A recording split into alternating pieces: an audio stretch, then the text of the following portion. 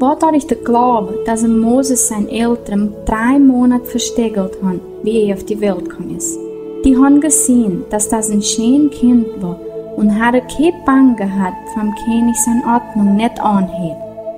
Dadurch der Glaube, wo Moses nicht haben wollte, dass es sagen würde, dass dem Pharao sein Mädel sein Kind wäre.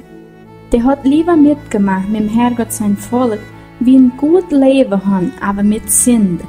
Der hat gemeint, dass wir besser vertreten geben wegen Messias, wie die ganze Reichtum haben vom Ägypten, weil der hat die Augen auf das, was gekommen war. War welchem Glaube, wo Moses vom Ägypten raus ist, ohne Bang haben vom König sein Hass, und ist stark geblieben, wie wenn er der Herrgott sehen tät, wo man nicht sehen kann. Welchem Glaube hat Moses die Ostern angefangen zu feiern und hat geschickt, die Israeliten sein Tieren markieren mit Blut, dass der Todengel sein älteste Kinder nicht umbringen tät. War dadurch der Glaube, wo die Israeliten das Rote Meer übergegangen sind, wie wenn's trockene Grund wäre. Und wie die Ägypter dadurch wollten gehen, hat's Meer sie ungeschickt. War welchem Glaube, wo die Mauern von Jericho umgefallen sind, wie die Israeliten 7 Tage die Ram marschiert sind. So haben wir das große Volk als Zeichen uns rum.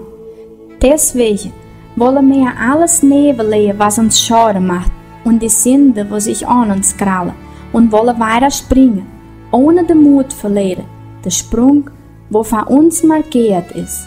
Halt euer Augen starr an Jesus, weil es dadurch der, wo unser Glaube angefangen hat, und ist der, was verbessert tut. Der hat nicht abgesagt wegen dem Kreuz. Das Gegenteil, welcher der Fried, wo ihm versprochen ist, hat er sich nichts draus gemacht, in sich erniedrigen und verschämte, von am Kreuz zu sterben. Und jetzt hockt er auf der rechten Seite vom Herrgott sein Thron.